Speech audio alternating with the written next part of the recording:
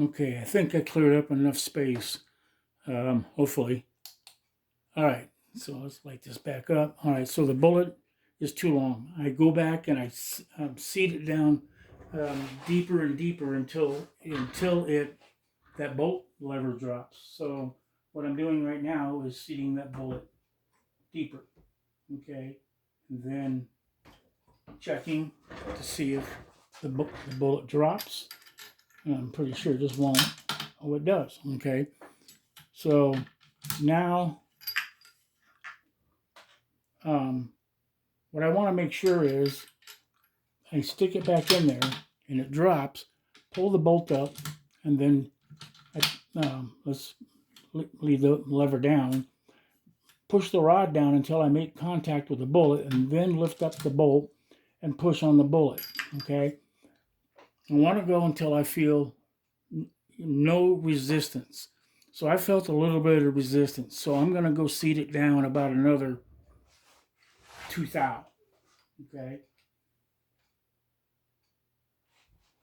and then actually this would be probably too much, but now I go in there. It drops down like I want it to. I push my rod down, make contact, lift it up, and see how much effort. Okay, that bullet will fall out if I were to take this rifle and tilt it up, straight up, and then open the bolt and pull the bolt back. That bullet will drop out. That's pretty much where I want my bullet to be seated to. Okay, and this is a trial and error process. You have to do this, several times until you get that bullet to that point where you feel the bolt lever drops and the bullet doesn't provide any resistance, and then you know that you're as close to those lands as you can get. Now, the reason I set it close to those lands is because, according to most literature that I've read, seating bullets to the lands, just off the lands, provides the most accuracy. And then there are certain types of bullets that like to be seated off the lands, and others like to be seated in the lands. I have never really done a thorough, exhaustive testing with bullet seating depth. I just pretty much always set my bullets to just off the lands. And that's where I seem to get the best results. I have some bullets that I have set that I have to seat them deep into the case for some reason. I think it would, so it would fit my magazine. And I had to seat them deep. If I seat them long, sometimes, depending on the bullet style and brand, you can only shoot one at a time. So in your case, you put everything all back together, you go to the range, and then you find that the bullet doesn't fit in your magazine. Well, that one has a box magazine. Just put the box magazine in and then lay the bullet on top of the magazine and then chamber it. And as long as the bolt doesn't close hard, you should be good to go. There is one other thing, and this brings you up to another level, or at least a half a level. The shoulder needs to be bumped far enough that chambering just the case doesn't make it.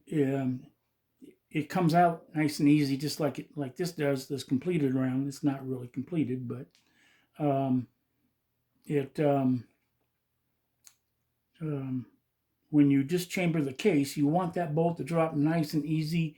And then if you were to tilt the rifle up, that case will just fall out nice and easy. Because sometimes when you're seating a bullet, things will change dimensionally a little bit, and now that bolt won't close. It won't drop, and when you push your rod down to push the case out, there's some resistance. And that's probably because you haven't pushed the shoulder back far enough. So there's a fine line is to where how much to bump the shoulder back. The good thing about Thor is that it's fairly generous. It started off at 1.619 was a fired case. That's as big as the case would be after it was fired. And then I would bump it down to 1.1616.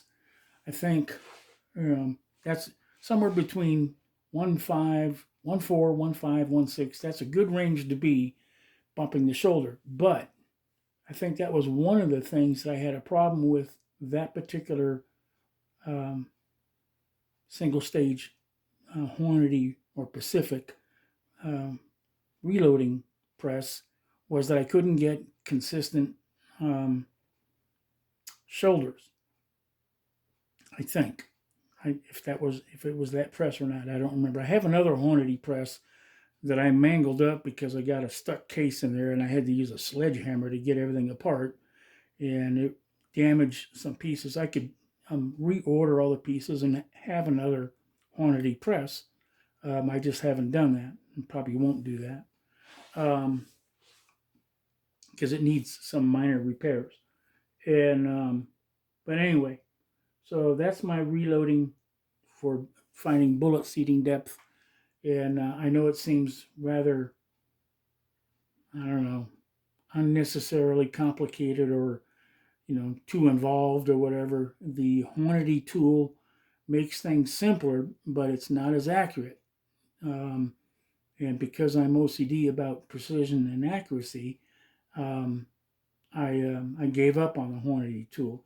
I use it every once in a while. When I'm starting off with a new, um, brand new ammo that I'm not familiar with, case and a bullet, then I'll use the Hornady tool to give me a reference point to start with, and then I'll use this method to finalize everything. So that's about it for this. I hope this has been enough or not too much or whatever. I wish you luck and give me a call if you have a problem.